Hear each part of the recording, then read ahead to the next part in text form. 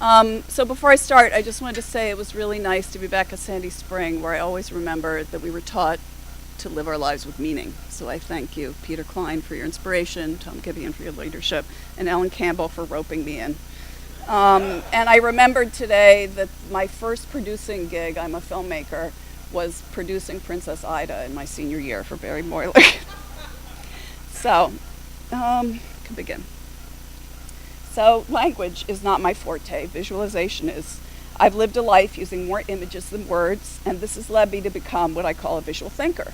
Using our eyes to answer questions, that is the key for me.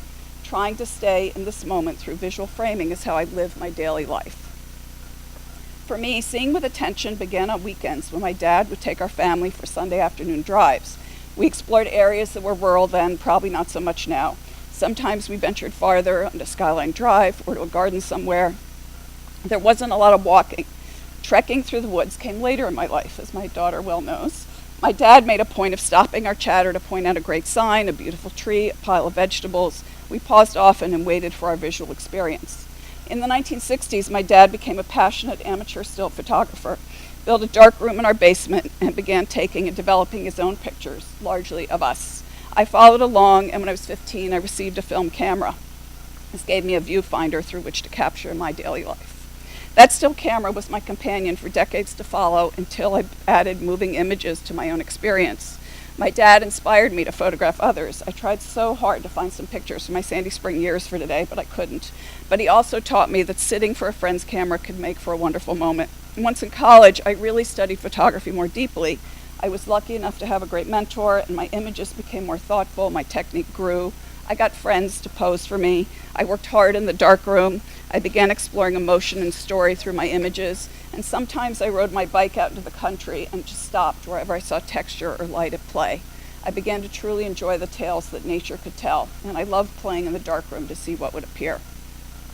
Although my lifelong love of modern dance continued, I realized in college I didn't have the gifts to be a professional dancer, and I took many photographs and then made a little black and white videotape about some dancing friends instead. It led me to grad school and a filmmaking career. Moving images became a new way of seeing. I've spent many years since standing next to a camera, watching what is happening, listening to the stories subjects have to tell, sharing their unique lives. Sometimes a room can tell the story, but looking attentively into faces of whoever's before me leads to the best films. I've had the privilege to explore many stories and subjects through documentaries, programs for kids, and I've learned that listening and seeing are very closely related. Sometimes I think I can hear someone's story in their face.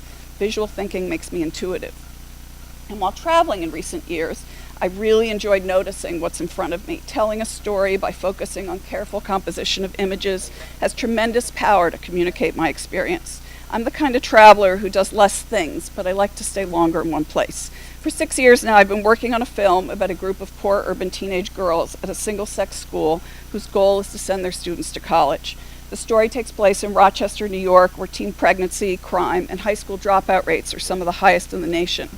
Hearing their stories is now the center of my work life, and my bent for visual thinking has led me to deep understanding, and my hope is that this film tells the truth for these families as they try to make better lives for themselves and those they love. At home in the Hudson Valley, where I live, I hike every morning with our dog through the woods.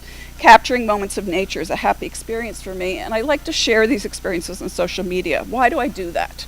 I like to think that as our daily relationships become more physically distant, connecting through an image can bind us. Recently, I read a story of a son who said to his picture-taking mother, "I hate pictures. Your mind is your own picture-taking thing." But for me, taking the image cements it in my mind. It feels like our world is getting faster and faster. But since our world has changed so dramatically with the recent election, I've noticed that words themselves are becoming important visual moments. These have meant something to me in recent times. A newspaper, a march, a sign on a lawn, a public bathroom. Thinking visually in daily life leads me to an emotional place, and I love seeing others find their own moments. Sitting in front of an idol's work, watching Mother Nature do her magic. Truly seeing leads us to deep understanding and an appreciation of grace and beauty. We all have photographs of friends and family. So what makes any of these images unique? For me, it's the memories they convey, a cold day cuddling a friend, a group of women, remembering a friend who left life too soon.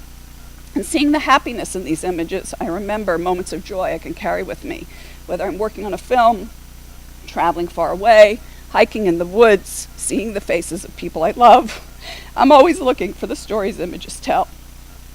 And through stories, I try to promote understanding, compassion, empathy, a deeper appreciation for these lives we live. A moment framed by the camera can be a thing of extraordinary beauty, but we can focus with or without a camera, and I urge you to stop today, really look at something, keep it with you. Thank you.